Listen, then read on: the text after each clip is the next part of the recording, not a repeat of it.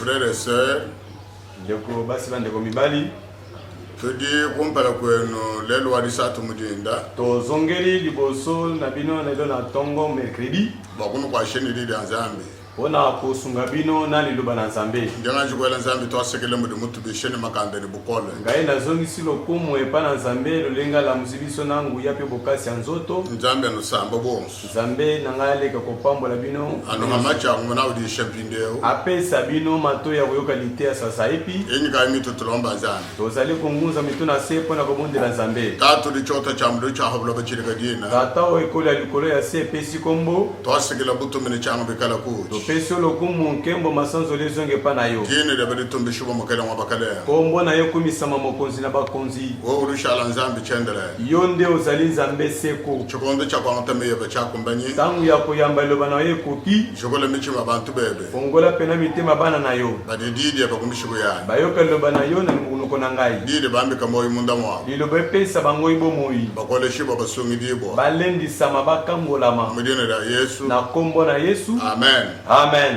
tudi toangata didi ensemble momokando Exode chapitre 12 verset 13 lelo tozali kozwa eloba na nzambe na mokanda Exode chapitre 12 au verset 13 nous lisons: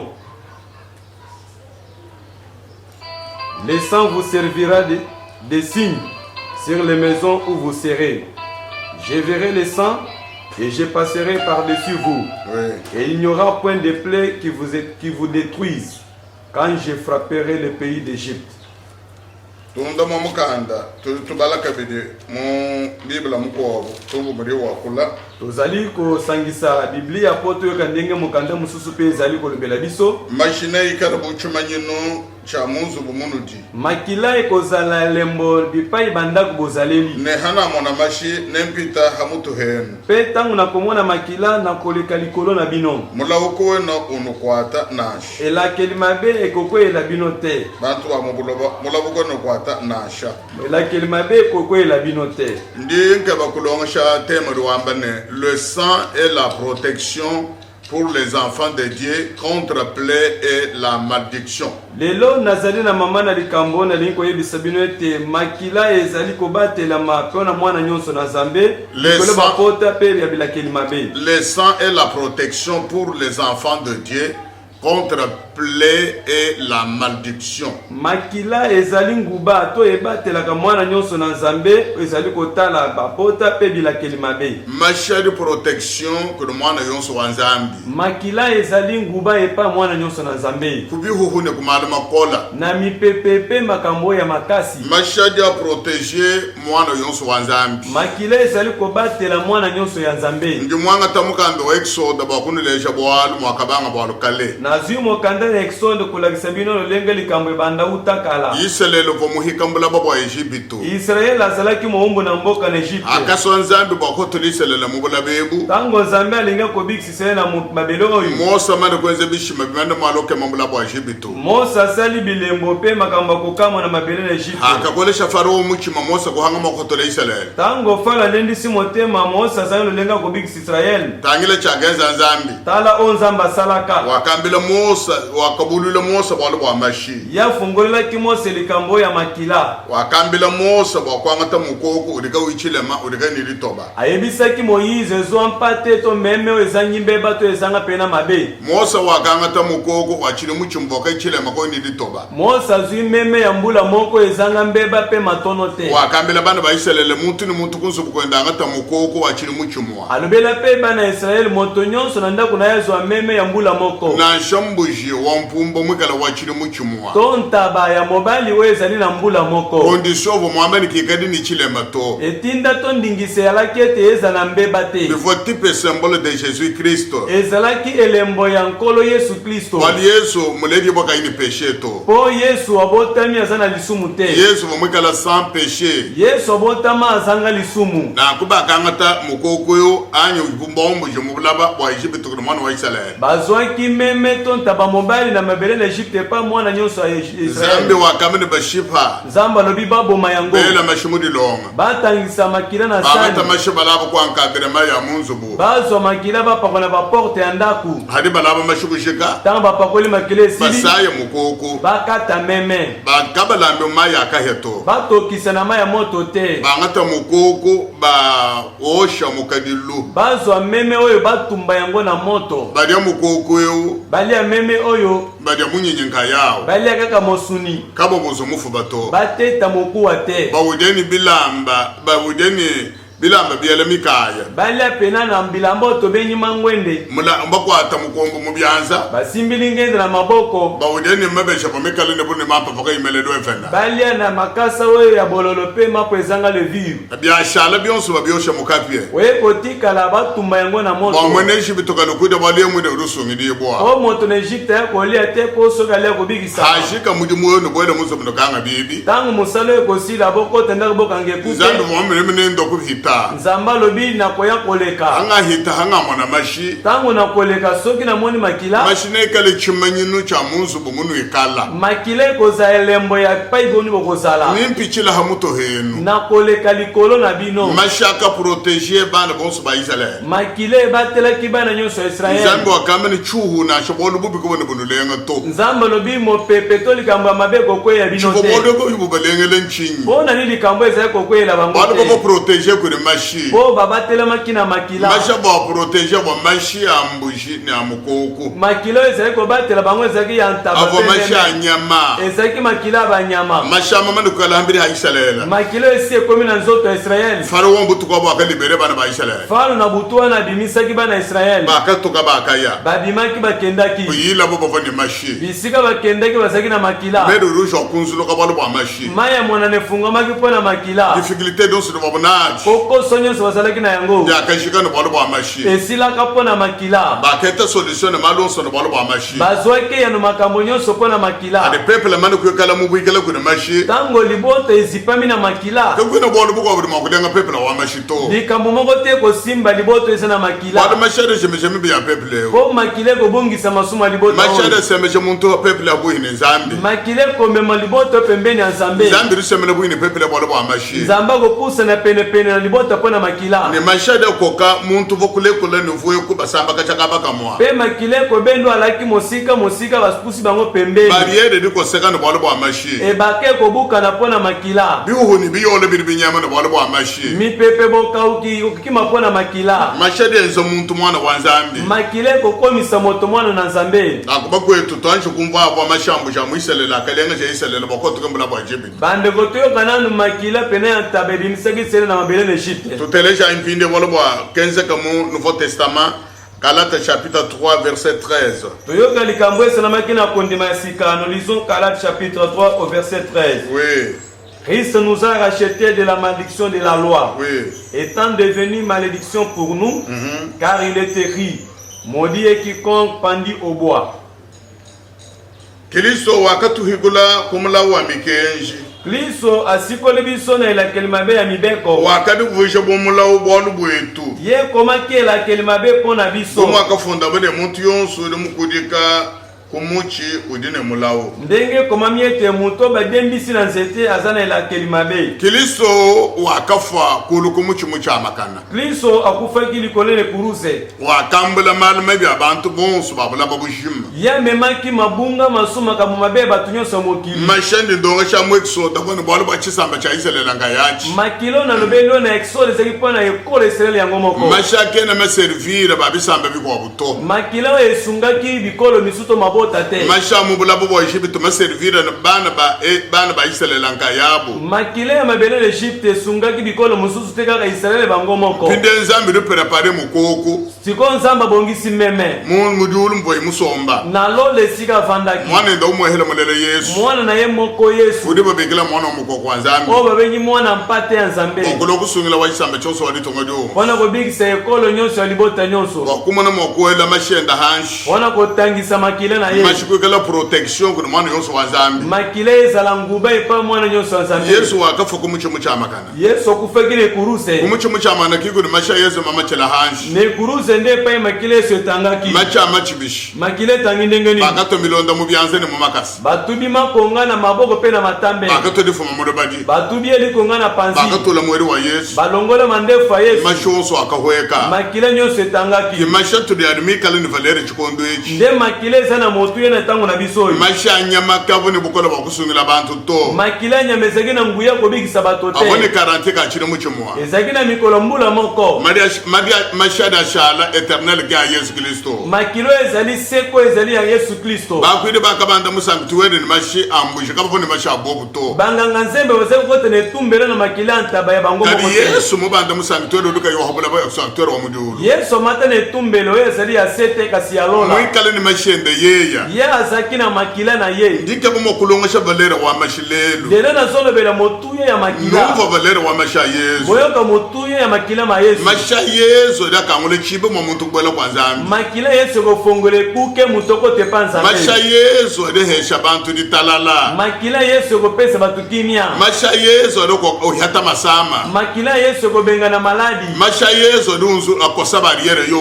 Makila Yesu ko buke baka nyonso. O mina de protection. Yango nde batelaka. Contre mal mabi yonso makolo kuri wewa. Liboso na makamu mabe koko epa na yo. Ade fase mibi yonso de ambiri hamu. Ekolongola masumu nyonso na zoto mu. Tuli tuhikudi bobo Masha Yesu. Tozali ko sikola mana makila Yesu. Masha Yesu do tutwala mumvita. Makila Yesu ko kamba biso ne tumba. Ade arme offensive arme defensive. Ezali mundu ya ko bunda nango pe ko mibatela nango. Biblia ruwa tututamba Satana bukola nabo Masha Kristo Yesu. Mokandele bito zali ko leka Satan nguye na makila ma Yesu. Satana utambi bobukole. Satan zolongama. Tumuchumuna. Tolongi peye. Nabo Masha Yesu. Kona makila na Yesu. Adimika la protection. Yo ezali ko batela. Umvo importance. Yoka motuya. Umvo valere wa Masha. Yoka motuya makila. Nzambe wa kitabu cha Masha Yesu amachela bantu bo. Nzamba lingaki makila Yesu etangela moto nyonso. Kwa kuhikula bantu. Pona kosikola Kwa moto. kubafuchela chibawu cha bobi. Pona kofutela bango etumba lisu. Kwa kushimija yonso ya bana babantu. Pona kobungisa masumu nyonso bana batu. Kengu shikato. Esili wana te. Adasha le refuge. Ezali pesa kokimela. Adasha la protection. Ezali akobatela ma. Kuri muntu yonso ruwendeu. Epa mutu nyonso atambola. Uri chintu cha kumpuka uka. O mutu yampwasa pamba. Kechimo kulenga muntu wa mashito. Ekokwela mutu makila te. Muntu wa mashigene muntu wadi akabito. Mutu makila isa mutu alibabe te. Muntu wa mashiri muntu wadi akalengela. Mutu makila isa ezali bakumalamu. Muntu wa mashiri muntu wa chirika. Mutu makila isa mutu mpiko. Muntu wa mashiri muntu wa chelana. Mutu makila isa mutu atembe. Ukena kubunda. O batumola kate. Uri bintu byonso bide Satana longolole binyema muntu wa mashi. O biloko nyonso atabongise okima mutu makila. Muntu wa mashi muntu wa valeur. Mutu makila isa mutu motuya. Balo mwana wa Nzambe. Kwete azali mwana na Nzambe. Musumba ko mushinga mukole. Asomba mina motuya makasi. Ke musumba ko argent. Asomba mina palata te. Musumba ko. Asomba mana olo te. Musumba no kumashi. Asomba mana makila. Masha mwana mukoko. Makila mwana mpate. Adika ichilema. We zanga mbeba. Masha adika iditoba. Makila zanga litono. Masha mushinga mukole. Makila ya motuya. Yo masha Yesu Kristo ko Nazareth. Yango nde makila Yesu Kristo Nazareth. Masha butumbe bwa Nzambe. Eza makila lokumu na Masha Nzambe. bikugiri bodi yetu. Makila ko lisuko na biso. Masha de tutwala munjela mulula wa Nzambe. Makila ko mebiso na nzela malamu ya Nzambe. Tele cha kuvalere wa masha Yesu. Yoka motuya makila Yesu. Na kwa muntu yonso mukala ni masha. Moto nyonso aza na makila oyo. Kene moguchina bihuna cha walu kwa buto. Yako banga mopepe mabeto likambu yoko te. Tuleje tumvo muri yobo mukala wakola. Toyoka ndenge yobo pe asali koloba. Yobo vo mwakola kala mufila prophétie tumvo mukanda Yobo chapitre 5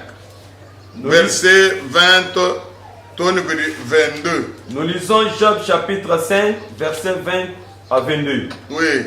Il te sauvera de la mort pendant la famine. Oui. Et tes coups de clèves pendant la guerre. Oui. Tu seras à l'abri du flot de la langue. Tu seras sans crainte quand viendra la dévaste. Tu te riras de la dévastation comme de la famine. Et tu n'auras pas la redoute des bêtes de la terre.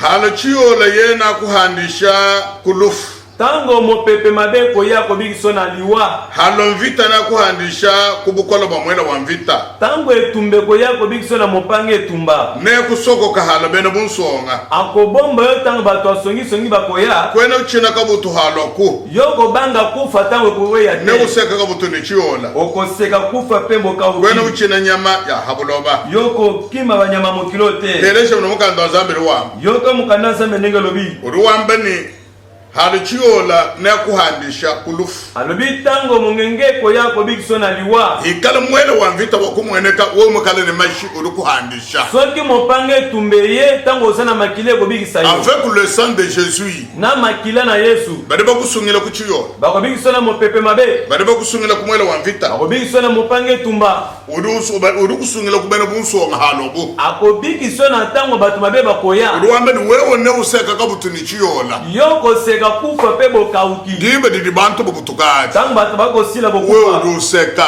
yozo seka adi chiola chimana mubulaba tango ngenge temina mokili wewe uruseka yoko seka kaka baluba ndibe didi yesu foko yesu wakaliba kuvuisha muntu yose mwana wa Zambi Yesu yaki po akomisa moto nyonso mwana na Nzambe wakafo bantu bonso balabana banzambe bamanya Zambi ya kufaki bato nyonso bayeba mwana na Nzambe waka bonso bakamuita busha bukolo bokolo bana banzambi apesa banyonso bayamba ye nguya kozala bana na Nzambe bali mashenda mamachela hambiri habo o makila na ye tangele bango na nzoto basumba kumasha Yesu basomba mina makila Yesu mwiri kateretere vivant ndenge bikela momine utomo musambu atindilo yembo abandi wodi ni bukola alibiyo sana nguya okusungila tatwe babantu yakobikisa tano bato bachisamba cho ya bikolo nyonso bandi tunga jo ya mboka nyonso bamoko wo ya nkota nyonso bandi koba jo ya poso nyonso bukola bwa masheba na nguya makila na yo bobo mana kusumbi bona bango esiko suma bamana mabona kala ni mashi asiba komina makila chiyola mongenge na chachuhu ata mpepe na mabe shamwela wa mvita ata mopange tu kebene bisemela kuri muntu auto ekopusa na pembeni ya mutu wana adi te bamubikila wa benda wa Nzambi bakobenge yanga ni Nzambe urushala intouchable ya kosimba mate na shadiabulu lwangana nenda ata zabola bundisiye eno mutamba bukole akoleke makasi te muntu wa mashi moto makila Kudi Yesu Kristo wambane nde Yesu Kristo alobi lusuki logumito yenu suki ya mutu na bino kale na mwakutuka ekoki kokwea te kale na mwakutuka ekoki kolongwa adi te Nzambi kayimumanya soki Nzambe ayebi adi te Nzambi kayimuita busha soki Nzambe andimi te lusuki kale na mwakutuka to suki na kolongwa te ina bamba lusuki lwomuntu yelu to balobeli suki oyo ya mutu na biso bali bamba te mutu wa muntu balobeli mutu ya mutu bakole bwalufu lwa muntu balobi mpona liwo ya wanu mutu mwanji kubangile kumishamisha mpo banyina bandeka mpongo uri wamba ni nyonya mishamisha nutunwa isumba itanu kuma kutabidi alobi bosombaka bandeke mitano na misolo mibale kadi moyo wa mushamusha mulama muchanza cha Nzambi kasi pena bomo ya bandeko oyo ebombeli loboko na Nzambe kadi mwana munu nuisumba itanu kuma kutabidi tala bosombaki yango mitano na misolo mibale mwalu Nzambi muita busha mpo Nzambe andimi yabalaka nunu ikwata yango bokangaka yango kadi yeka imuita busha soki andimi te kabene moku ikwata to bakoki kozwa yango te c'est-à-dire koloba ete tuli basokoka ni Kristo mu Nzambi tobombami na Kristo na Nzambe tuli basokoka mu masha Yesu tobombami na makila na Yesu mwalu kabene moku to ensekela likambo kokomela biso te uyikala Nzambi otika imuita busha naye soki Nzambe na biso andimi te mwalu basuki ya kumito etudi mibala po suki ya mitu na biso etangami mashadi ya tuproteje makila ekobatela biso luitabusha masha Yesu bondimela makila ma Yesu walo dini mudimu munene munda mwetu tetu po eza na mosala monene kati na adini biso mudimu mukole muvi wetu eza na mosala makasi na bomoi na biso mumatoka tudi habulaba na mikolo na biso ya mokili oyo kibalo kayi Nzambi wakasanga bwa Yesu ela mashanji yango Nzambe alingaki Yesu atangisa makila uvumumane kumanya valere wa mashi ye ayebaki motu ye ya makila mashanya makasungula bela mwana wa Kana makila nyama ebikisi pena abeli mwana kana ye muleli bomo eta de péché ya botemela ndenge ya masumu wakanga ta milambo wa mashi ekateka hachoshelu azimbeka ya makila tiene etumbelo mibi yende Yesu akashimishibwa masumu na ye nyonso ebungisamaki biblia di wamene masha Yesu adatamba kokola matamba abela mokanzi alobi makila Yesu ekoloba mingi koleka ya abele abe a Yesu adatamba abela bwa chinyi ya Yesu eleki ya abele mpona nini masha abela fo kola revendiquer droit wa abela makila ya Yesu ya abele elobaki koloba mpona ye moko mbashibe innocent chana babomi moto ayebi likambo te moi je suis innocent ngai nayebi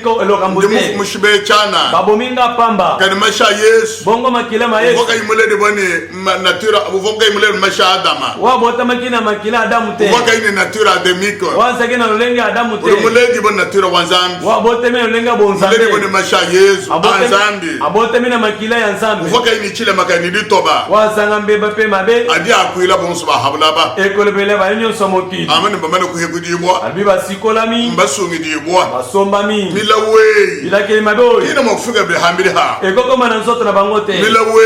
Bilakeli maboy. Ya lufu. Ya liwa. Ya mibi. Ya masumu. Ya masama. Ya maladi. Ya biola. Ya mongenge. Ya bihoho. Ya mipepe mabe. Kina mogobelenga kabiri to. Eko simba bango te. Kina mogobelenga chanza to. Eko chabango loboko te. Malwani akwata bantu. Makambo kwela Wala bade bahatuka mu mashi. Ko babunga kana makila. Bade bakenza malumabi. Bakeko sala mabe. Malwani akwata bantu. Makambo kwela Bade bahatuka mu njila wa Nzambi. babimina nzela ya Nzambe. Okiye mu njila ya. Bake bansela na bango. Makenga da tukwata. Papa se kwela kabiso. Lufuelu lututamba. Biwe longa kabiso. Tutudila kana. Tozolela lela. Watu tuhatuka mu mashi. Poto bimina makila. Akenda masanji. Kosale kobo. Boku hakamanga. Kosimba bakisi. Boku tendelele mpio. Okumba mela bikeko. Okulonda modernisme. Kolanda mokili. Byobyeji. Makambo boy. Kibwalo kaimila widi heta. Yango bilakele mabeko kwela biso. Lufulu tukwata. Biwe kozwa biso. O modernisme tutulonda. Soto komi kolanda mokili. Tete benye modernisme. Soto kimi mokili. Balekela malwa. Totiki makambo. Bashala basomba masha Yesu. Ovangeli makila ma Yesu. Kakwene chini mwakutulenga chanza. Eloko moko te kosimba biso. Tudini garanti.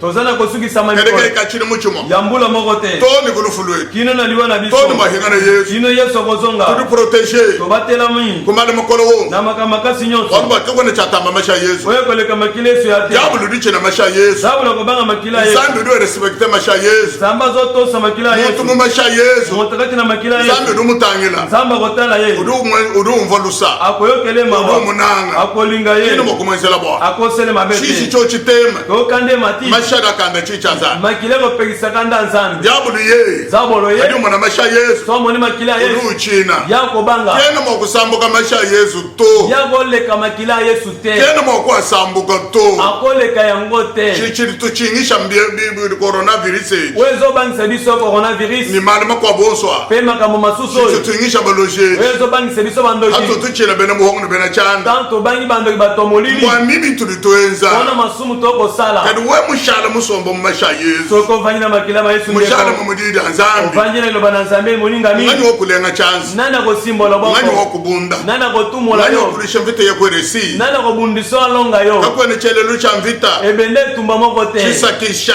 We pelisa mi. Shikale ndiakelenga la hamidi he. We ko sali bakuna nzoto na yo. Kakwene bolu bokukwata. Bika moko te okwela yo. Waseme na buhineba. We ko pusa na pembeni na yo. Malu wonsu ne shamwaba. Makambo nyonso kolongwa. Malu bo uri mwana wanzambi. Ko sali mwana na nzambi. Uri muledi bo chaka bidi. Obote mimba na mibale. Uri ni nyama wanzambi. Ozana molimo na nzambi. Uri ndidi anzambi. Ozana liloba ya Uri ni nzambi. masha Yesu. Ozana makila Yesu. Kedi akuproteger. Ndeko batela yo. Na kulelelu. Na lobeli Wa lelo. protection. Pona ko batela ma. Wafalere wa mashi. Pona motuye makila. Masha kamata kumuchumu chama kama. Makile tangine kuruse. Adia sungila bachikondo eji. We ko bigi satango. Adia lama monda mujima. We bateli mokili Masha mokima. da toala bulu matoala bakashi. Makile ko kamba mibeli pe basi. Masha da toala bansoma toala banto bakola. Makile ko kamba bilenge pe mibange. Masha da toala bana bategeta. Makile ko kamba bana mike. Na Yesu Kristo mwana wanzambi. Ya Yesu Kristo mwana na Wodi nzambi. ya sungila. Yango nde bigi saka. Pasteur keno sungila to. Pasteur bigi saka te. Moi un serviteur inutile. Mosali ya pamba. C'est un serviteur inutile. Ya zali mosali kaka. Uruko atenda mudimu. Ya osala pe mosala. Urusungila Yesu. Yesu nde abigi saka. Badongesha balu wa mashi. Bateli kamba makila. Bandila bantu ba masha Yesu. Wewe sabatu kamba makila Yesu. Adini mudimu mukole. Ezana musala monene. Adia chokesha corona. Ekolembisa corona. Udu hanga chakwenza. Ekozanga kosala Udu ye. tundubila. Ekokubuka. Udu eshuwe. Ekokakema. Nuni mwaka tendelela nzambi. Boko sambela nzambe. Nuni mwaka enze jene. Boko kila. Benda ba filme. Bazotala yo bilili. Kibine ni bwalu to. Likambo moko te. Chilumbu chakukala mu masha Yesu. Likambo zala na makila ma Chakulo Yesu. masha bantu babwela masha Yesu. Lakisa batu bakote na makila Yesu. Kichisokomenu chabo. Nde kimelo na bango. Kichisokomenu chabo. Nde bambomeli na bango. Wakambile nzambi wakambile bene ebelu mubulabo bwa Egypte ne. Nzambe la bina ba era na mboka na Egypte ete. Nubwele munzu bwa mashi. Bokote na ndaka makila. Mejele chibi. Boka nge kuke. Hanga hita hanga mwana mashi. Tamu na leko na muni makila. Mula kwene nukwata to. Ela kelima beko kwela bilote. Mutu yosuru kasoko momo mashi. Moto bomba bina makila. Mula kwene mukwata to. Ela kelima beko kwela ete. Bakwe tuwaya. Bandeko. Jeune udisegere hanga cha mutu ni zambi. Kokila ela isekele kacha moto na Nzambe. Jeune c'est un secret. Kokila ezali sekele. Entre Dieu et l'homme. Kacha moto na Nzambe. Jeune udisegere. Kokila ela sekele. Hanga cha mutu ni zambi. Kacha moto na Nzambe. Bakoba bigela jeune muchenebele ni sumu. Bako benga kokila na kiyela ete sumu. Sumu c'est se couvrir la bouche.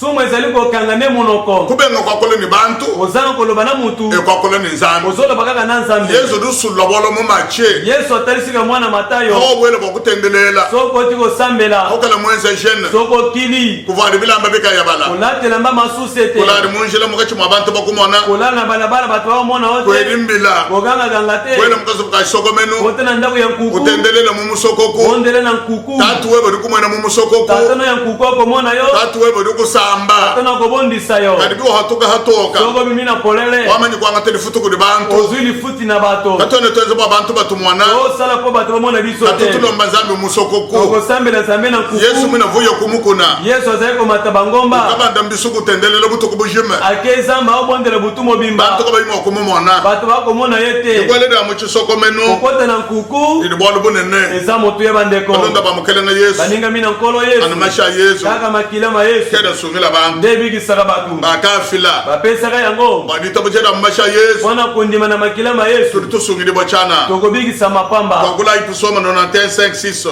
nous lisons psaume bar verset 9-10 nous lisons psaume chapitre 91 chapitre 91:5-6 oui 5-6 bar 9-10 oui 5-6 tu ne craindras ni les terreurs de la nuit oui ni la flèche qui vole de jour oui ni la peste qui marche dans les ténèbres, ni la contagion qui frappe en plein midi. Oui.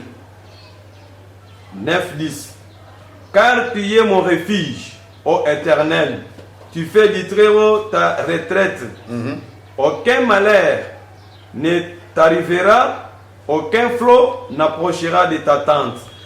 Kwena uchina bwalu bodi bukwachisha muntu bowo butuku Yoko bangelo komoko te elengisaka na butu. Ani muketa uduhita lubilu mumunya To mutolotolo ezali koleka mbangu na moi. Ani chuhu chilichendakana mumidima To mpela to mupepe mabe ezali kotambwa na molili. Ani dituku didi butula bantu munda munya To mokolo ezali kosisa batu na moi. Ani dibutuke didi butula bantu munda munya To koboma to kosisa batu bakokufa na moi. Verset 9-10 Molongo na libwa kino jomi. Waduba wawudi hocha yemenu cha Yo zali ya esika kokimela. Wakuvuisha nzambe mutamba munena nzambe na omulu mwabe webo wakushika mamu Yo nzambe monene likolo na yo esika kobatama. Nukubona bubika bwana bukukwata Bo likambo mabe kokwela yo te. Kakwa na chuo cha Afrika habu ine nsubu weba wantenta Mopepe mabe te kokoma pembeni ya ndaku na yo. Badi bamba kuli mukando nzambe ni muntu ni mashi kakwa na chuo kakene uchina bwana bubi Mokanda na nzambe lobi moto makila ko bangel kambo mabe te. Kene kwa chika bo obutuku Yango lenga te na butu. kakwa na muketa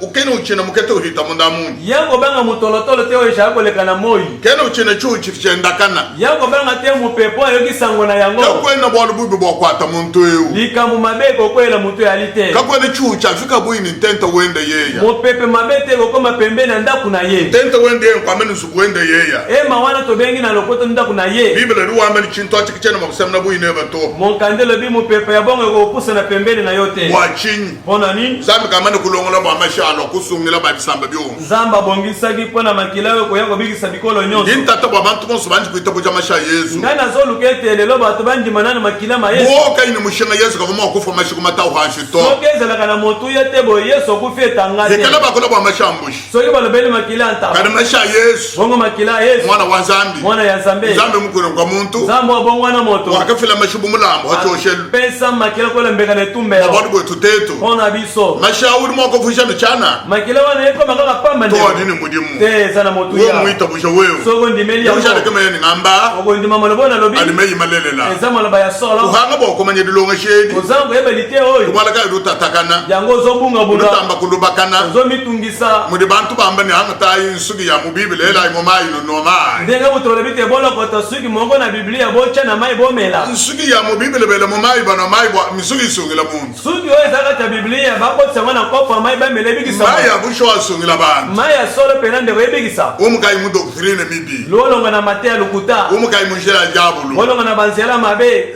Umukai mu bintu wabi Bobi mana biloko wana. Kabena makusungila muntu to Eko iko bikisa moto te. Katwena ba materialista to Tosala la kabiloko te. Tetu tutenda mudidi azambi Biso tota mwa ilo Kurubana banzana. mudi bitabu cha masha Yesu Biso ba tondimaka makila ma Tulitenda bwa ditabuja. otambola na kondima Kimba bitulu moneke ne meso. bona biloko tokomona na miso te Basanto. basanto Weli mu bintu abito. kolanda biloko wana te Kimba bantu bangela nkongo. yoki bato bakotuna Papa kari bwa nsugi ito enze bishi. bongo tata suki balobeli tosala nini Kacha witabuja Yesu wewe. yo utondimela yesu Uvo uno nsugi aya. yo ozali komela basuki Kacha bakulela wewe. uto obotama yo Uvo mulenge bwa nsugi anya. obotama na basuki wana Nsugi nibo ko semi manje. suki obakateke kweyaka Nika le shungila bantu. webikisa bato Sibidika chimene muto mukosa muchi. eza lokola moto akati nzete Musonga luhimu. yasala ekeko Utegamana disungile bo muluhimu. azozele kobika na lekeko Sibidika chimene nyama mufwa. eza lokola nyama Baba ekufa todusengu lwa nyama. bazwi liseke nyama Akuheshe luhimu lukulama. bapesi liseke batela yo Badusengu lukulama. oyo liseke batela yo Ndukutaka chana abantu. obungisa bato nzela Lwando kale na muchenga chintu to. lobiko yana eloko moko te Lwando lili mudenera Yesu. lobiko eza na kombo na Ni mumasha Yesu. mpe na makila Kimo yesu lidisungile bodi tutete. nde lobiko na biso Lekela idi lubakana. otika Lekela komitungisa kutatakana. otika Ce n'est kobungabunga pas le moment. ntango eza te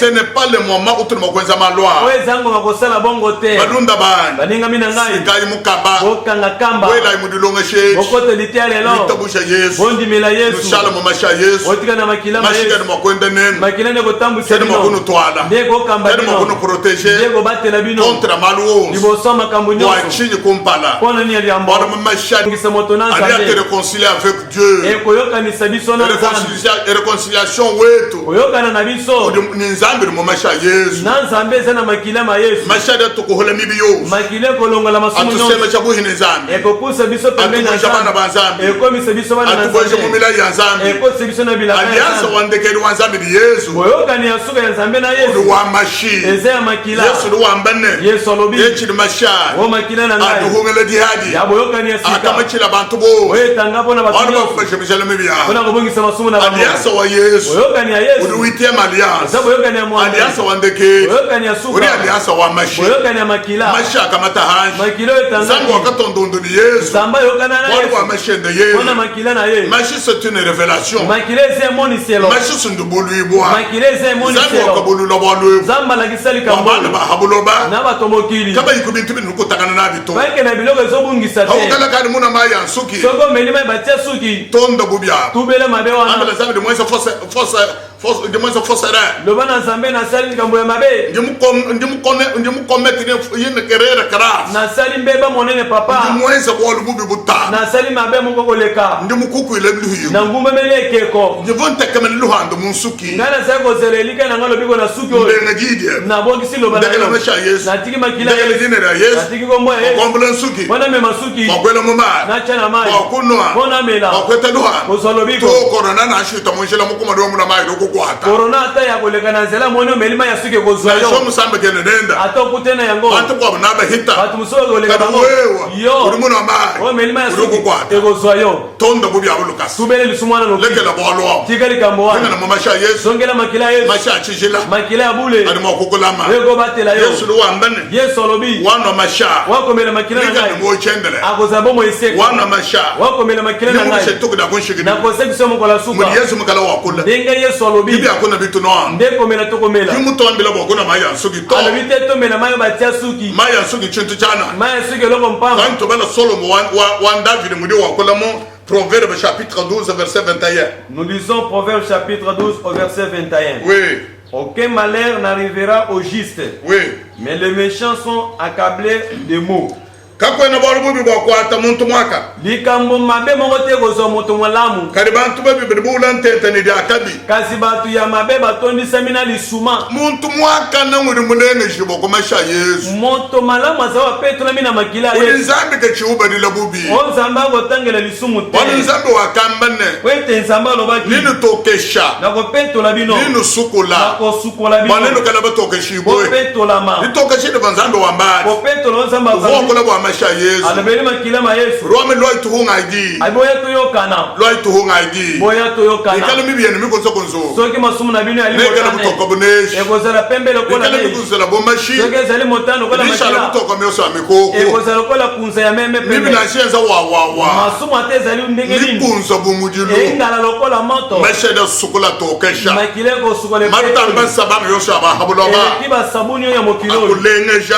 epetoli Ushala très propre. okomi peto mukumbana obongi bokusomba nizambe kwenda nizambe fanda na zambe kuvanda na ye bokusomba habula bebo ofanda na mokili bokusomba habula bebo ofanda na mokili oyo ko ni chikobo chasungila bantu to eloko moko te kobikisa bato ngani muno bila mayisha ko mpalane esina na beni na matia na biso bantu bonso bato nyonso babo bemusa sokil o baake misala molili babo bakamanga kabukulu o basala kisi ya bokoko babo benza priere butuku o basala binzalo za botu balomba diabolo to basenga na nsabolo na baje bato kutendelela diabolo basambela sabolo komana wana muri bahando ko corona total bakobika na maladi ya au contraire zokande bo gere batamba ko fabikol bango ne bakufaka mingi ba mibiayi bona masumu wana ngambene na lobiete luhando luli mu Yesu lobiko eza na Yesu luhando luli ku Yesu lobiko eza pa Yesu munda mwa mashende ye kanti na makile na ye mashende protection makile batelaka mashende protection makile batelaka kakwena bolu bubi bokwata muntu mwakana likambo moko te mabe kosomo yenge bendo kubwino guto ezali te kakwena bukulenga to ekosimba yo te bolu mashime kala hambiri heba umakile na nzoto uri na wadie yo sawa mwadi ozeli bakumalamu uri wadie sawa mwadi ozeli esengo esamina shiri kulenga kumpuko uka maladi ate ezu na mbeba yididi shika musangu mohel ekosila mbala moko bakwetu bandeko ndino la twasagedela napesi bino matondo bantema yenu mpona matuki na bino badilonga shedi kesa mpona liteo moke ingali kunu twalelelo mpona memi lelo dikala kunu di ekomela bino masha Yesu makilema Yesu anu twala ekamba bino anu jidile ebulisa bino masha Yesu makilema Yesu adinenu eza na bino tobala kusoma sa 7 28 29 tozali kotanga mokante na banzembo 107 Psaume 107 verset 28 à 29 nous lisons psaume 107 verset 28 à 29 ah dans leur détresse ils crièrent à l'Éternel oui et il les délivra de leur angoisse oui il arrêta la tempête ramena le calme et les ondes des tueurs nungu bakadila kudiho muntatu ya boye balelaki epai na yawe na bampasi na bango ye wakabahandisha make ngabo ye abikisaki bango na bampasi na bango wakaholeshe chuhu bwa chitu ya byachi ye alobelaki na mopepe mabe oyo ete ekata yango biblia duwambe ni bakadila muntatu ya mokandi lobi balelaka na mpasi na bango akadi ntatu muchiko ntatu kimi mwene kanu lelo to bandeko pasi emonani kaka na ntango na biso oyo te biyole ni bihukala mipepe mabe mingenge emonana uta kala masama mabi mukwata bantu kala maladi ya mabe ekwela bato uta kala lufundo banga lushiba ye bantu kala biwe bandi koboma uta kala kali mubikonde bya kala na batangu ya kala bantu bakadila muntatu ya bato balela na bapasi na bango yoho akabumvuila yawe ayokelaki bango bihubi akakwata bantu kala wakala mipepe mabe ekweli bato uta kala nzambi wakahusha bihuhu nzambe alekisa mipepe wana ekata bihubi akatuye byose mipepe wana esilaka kubukola bwa nzambi wachendele na nguya ya nzambe ya seko bwa hanu washala mudi tekeme soki boza na elikya hanu ala machishila cha nzambi so bobateli bule na nzambe wala masheda tujidila po makila ebulisaka biso tujidi boko ni masha Yesu tobulisamaka na makila bito ala machishile so tobateli bule sanctification kobulisama sans laquelle personne ne verra le Seigneur. o moto azangi akomona nkolo te La sanctification sans laquelle personne ne verra le Seigneur. kobulisama o moto akozanga komona nkolo te Yekale chijela ke chiko muntu akomona mukale. soki bule ezali te moto akomona nkolo te Wacho chijilechi. bule ya boye Chijidi boko ni masha Yesu. ebulisami na makila ya Eto Yesu bachila mabikala nachi. tobateli toza na yango Bakwetu. bandeko Ni tujikisha kontra wetu habolaba. tokosisa mikolo na biso na mokili oyo Matuko to mo ina kumbana mu nzambi mutu longolo elao. mikolo na biso ya bomo ekokoka ndenge nzambe abongisa Kato akufo bovere to. tokokufa lokola base na mbele Ni te to handa kubiyola ni kubihoho. tokobika na mipepe mabe na Ni mongenge to kala nditeka manira kuindele Yesu ade chakabidi. tokozala eliki ya kozala yesu na ntango kozonga Ni to kala bakumudi lukudibeka da bakudibeka da bafwa. tokozala mpe bato ya liboso na koseba ya yambo Nitokala bantu baye mwakaboyela mwere po wanzambi. tokozala baye bakoyingela kota kompema ya nzambe Nitude malmele ngonso wanzambi. tokolia bolamu ya nzambe Ikai ndingambila nzambi. yango na ebisi nzambe Wamasha weba wachijila. mpona makila ya mwana ya bule Adi ajidila bantu. webulisaka Adi bato aproteje balumane bakaji. webatelaka mibali mpe Masha basi somba kongo mujima. makila efanda kongo mobimba Province yetu yonso 26. bituka na biso nyonso tuku mibali na motoba Akohole mibi ya balumane bakaji ne ba. ebungisa masuma mibali basi na bana Nzambi wanyi. nzambe na ngai Sombela mwana jubungi kulu. namonaka lipata likolo Diko atamusoko mujima. ezwi mboka mobimba Masha lembele le mudibungi. makila ekita lokola Hapa limpaka nzube ya basa tubebe. na bandako basantu na bali yo bahatuka bakuya munjila obo bimbake na banzela ikala ni masheba basa na makila na awe yo bawashila Yesu ona yo abule Yesu wewe Yesu yo Yesu uri kubura kalamana na zambi ozana boka mobile ya Nzambe uri mukwate longo da mashi osimbisa na makila uple de kosa wetu ozolo bepo na biso uri afoka mukalenga wa ozamo lobeli moko mutumbi bukala kodi tembo songe pana yo ite toba mukalenga biso ko mukonzi tafika kumbekeji komi na suka kwa dilongo shede ya lite ya lelo zambi kala nen zamba sana bino balo bwa mashi pona makila we mubwete heba soko yoki yango wala masekereo obombi sekelo do dia so wa mwana ozali bakuma lamu ninye ga mutongolo ombela zambi gonza mutuna sambela pona yo to asegela mukalenga wetu matondo mokonzi na biso mutumbi ni changa bikala kodi kumu kembo songe pana yo masha chijila Yesu makila ya bule ya Yesu akamata hanshi wetangaki alimekela protection ezali nguba baku proteger peuple weba batele libota na yo jiba da kumanya zambi wa tango ebele minsambe na masha kwata mulimo wa makile sala a musana protéger bantu ebatela batu contre pleu na mapepe mabe contre malédiction na bilakeli mabe to na chachumwa eloko ata moko kachenzele bantu bebe bibi esala batu no mabe te masha ko ka bantu bo makile mema batu baseme na nyonso buhineba bapusa na pembeni na akosa barrière yo ebuke baka atobini mo kukulomba soba fukami masha kosambela bekala bwasha matoyo esala kumilomba ya polele basantu be na mabondele ya basantu zambi munene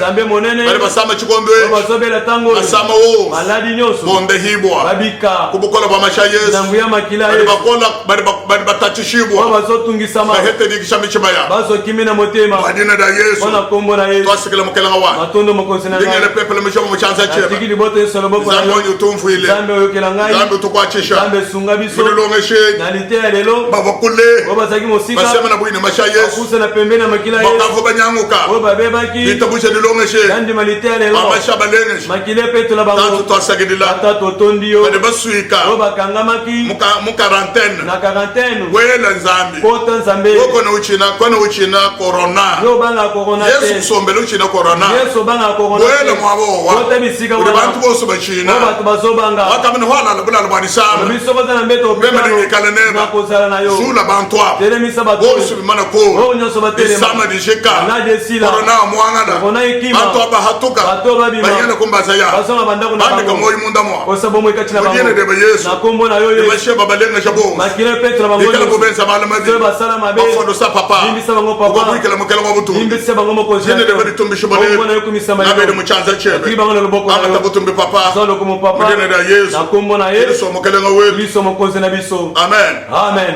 bali banteleja direct mu Facebook oyo bazali koyoka ngai mbala moko na oleka na nzela ya Facebook ndino ile twasagidila napesi bino melesi bali bandonda mu YouTube oyo bazali konela ngai na YouTube ndino ile kabere twasagidila napesi bino melesi kadi ndino ambele mutanchi yo ndi mu difficulté nazali koyebisa bino na ngongo oyo naza na mwa kokoso ya mushindo akala kuno kuhila mayisha mu YouTube ya kokoma na bandako na bino to kokoma kati ya YouTube we mukala ni dinanga dia nzambi yo soki oza na motema na Nzambe usanga ni balonga shande ndonga sha ozali kosepela na mateye nazali uri mo kutata bakala utukwachisha koko yo kokosala manso osunga biso wa mudi mutu tukwateo mpona mosala oyo tozosala wa luhando lwa bantu ya lobiko ya batu omwana mwakuya kumpala ekende liboso wano nzambi wakatubikila po Nzambe abengi biso ubele mudi mubadi hungila lokola basali ya boyokani Yesu wakatwambilene Yesu alobelaki biso wambile byonse bakafuika bulumu lwimpa oteya bikelamu nyonso sango alimana malamu periode tutraverse tala lolenge tozali ibali kolekela wambene mokande elobi lumu lwimpa na wambe bikondi bikumbana bilika bibikumbana sango malamu tote yango na ntango malamu ata boye eza ya mabe ndini lomba bonso nasengi bino banso bali bandondesha oyo bazali koyoka ngai wameme kweta mushindo mpo nazwa lolenge wakala nsumba